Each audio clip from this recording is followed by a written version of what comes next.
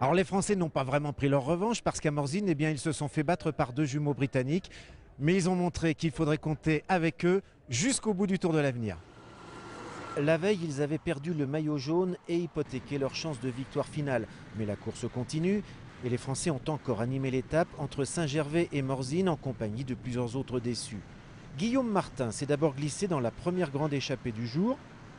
Et Alexis Goujard, maillot jaune pendant les 4 premières étapes, s'est glissé dans la seconde échappée qui sera la bonne.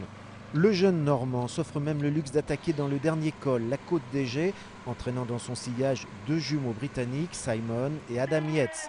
Les jumeaux font la paire. Premier Simon, deuxième Adam. On n'avait rien calculé, ça s'est décidé à l'instinct, déclare Simon le vainqueur. Et Alexis Goujard n'est que troisième. Je lance de trop loin et je ne la voyais pas si pentue l'arrivée. Donc je me suis fait avoir, ils m'ont bien débouché et puis c'est pas n'importe qui non plus quoi. Adam Yates est d'ailleurs désormais deuxième au classement général, à 1 minute du maillot jaune Ruben Fernandez, qui a bien contrôlé l'étape avec une forte équipe d'Espagne. Le Tour de l'Avenir constitue un centre de formation au Tour de France pour les jeunes coureurs, mais pas seulement pour eux.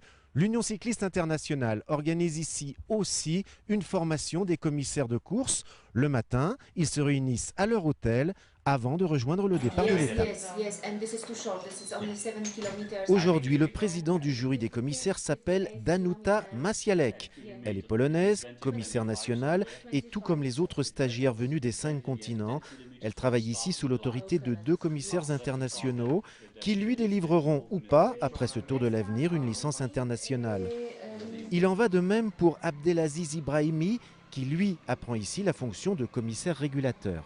On donne la priorité aux coureurs suivis des directeurs sportifs. C'est pour la première fois qu'on aura eu un régulateur au Maroc.